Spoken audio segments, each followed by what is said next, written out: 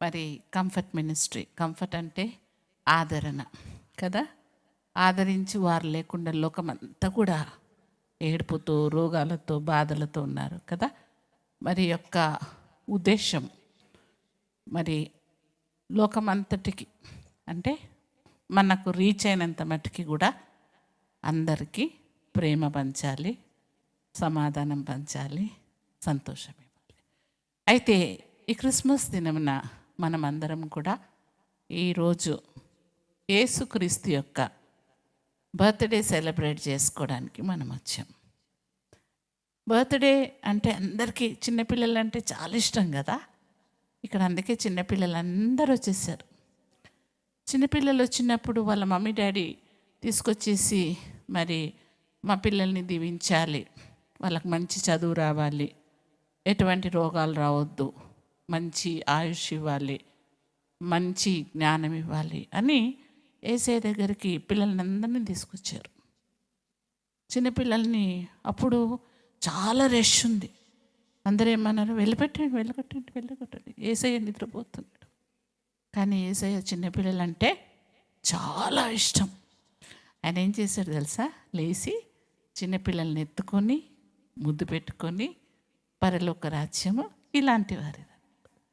ఎందుకంటే చిన్నపిల్లల లోపల కోపము, పగ, ద్వేషాలు మరి అవన్నీ ఏముండవు. ఉంటాయా? ఉండే మంచి న్యాచురల్ హార్ట్ కదా. అట్లనే వన్న బిడ్డలు కూడా కావాలి. యేసుక్రీస్తు మరి మనం పుట్టితే మన ఫ్యామిలీలోనే బర్త్డే చేసుకుంటాం కదా, కొంతమంది పక్క వాళ్ళని తెలుసుకుంటాం. కానీ మీరు సూర్యుని చూసారనుకోండి, సన్ చూస్తే ఒక ఫ్యామిలీకి వెలిగించి ఇంకొక ఫ్యామిలీకి వెలిగియకుండా ఉంటుందా? కాదు. లోకమంతటికి కూడా వెలిగిస్తుంది. అవునా? అట్లనే యేసుక్రీస్తు కూడా మరి ఒక కుటుంబానికి, కంఫర్ట్ మినిస్ట్రీకి కాకుండా లోకమంతట ఉన్నటువంటి వారందరికీ కూడా వెలుగివ్వడానికే యేసయ్య లోకంలోకి వచ్చాడు. వెలుగు వస్తేనే మనము చదువుకుంటాము, వెలుగు వస్తేనే మన పనులు చేసుకుంటాం, వెలుగు వస్తేనే మనము అన్నీ త్రోవలో వెళ్తుంటాం. మేము వస్తూ ఉంటే మరి అంత చీకటి ఉండే, లైట్స్ లేకుండే, బండి నడపాలంటే చీకట్లో నడిపిస్తారా? కాబట్టి వెలుగు ఒకరికిద్దరికే అవసరమా? అందరికి ఇష్టమా? అందరికి అవసరమా? మాకు వెలుగు అవసరం లేదు, మాకు కళ్ళు కూడా అవసరం లేదు అనుకున్న వాళ్ళు చేయి కింద పెట్టండి. మాకు అందరికీ వెలుగు కావాలన్న వాళ్ళు చేయి మీదకి ఎత్తండి.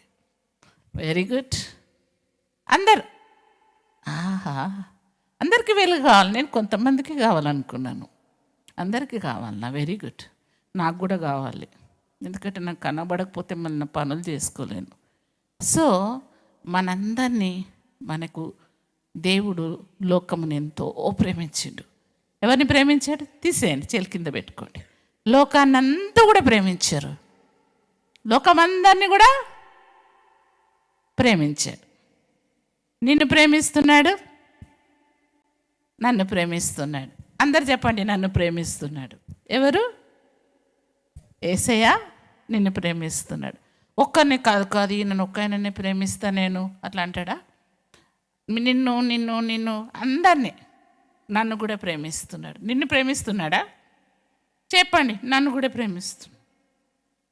అది ఆడపిల్లలైనా, మగపిల్లలైనా, ముసలి వాళ్ళైనా, వయసులో ఉన్న పిల్లలైనా, మరి ఎటువంటి పేదవాళ్ళైనా, గొప్పవాళ్ళైనా, నల్లగా ఉన్న, తెల్లగా ఉన్న, మరి దొంగలైనా, చెడ్డవాళ్ళను కూడా ఆయన ప్రేమిస్తున్నాడు.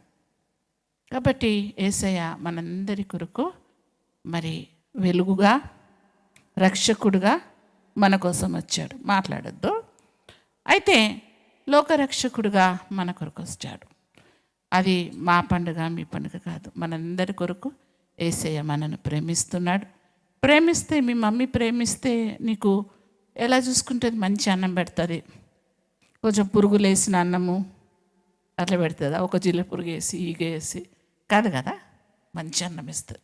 మళ్ళీ ఇక్కడ పిల్లల్ని చూస్తాను, ఎంత చక్కగా తయారైన రబ్బా, మీరు ఎంత బ్యూటిఫుల్గా ఉన్నారంటే అందరు అందంగా ఉండాలనుకుంటారు.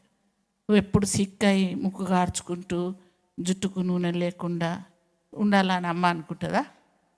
అనుకోదు. ఎందుకు అనుకోదంటే మమ్మీ నిన్ను ప్రేమిస్తుంది కదా.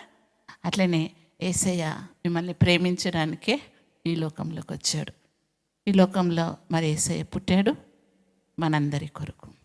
ఆయన పుట్టుకలో ఒక పని ఉంది, ఒక పని నిమిత్తం వచ్చాడు. మమ్మీ డాడీ మాట విన్నాడు. తర్వాత ఆయన అందరినీ కాపాడడానికి. మనం హోంవర్క్ చేయకపోతే ఏమవుతుంది? ఏం చేస్తారు? ఇప్పుడు మిమ్మల్ని కొట్టట్లేదు కదా, పిల్లల్ని కొడతలేరు కదా. మేము చిన్నగా ఉన్నప్పుడు కొట్టేవారు.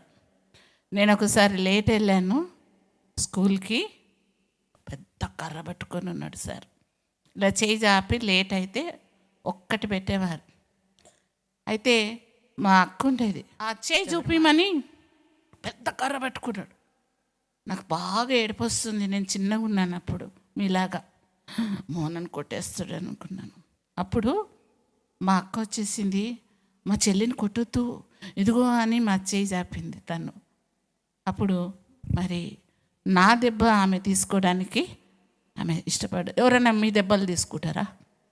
యేసయ్య మన దెబ్బలన్నీ కూడా తీసుకున్నాడు, మన రోగాలన్నీ తీసుకున్నాడు, మన బాధలు, మన దుఃఖాలు, మన కష్టాలు అన్నీ కూడా తీసుకున్నాడు. ఎందుకంటే యేసయ్య మనను ప్రేమిస్తున్నాడు. మరి నీవు ప్రేమిస్తే యేసయ్య నీతో కూడా ఉంటాడు కదా.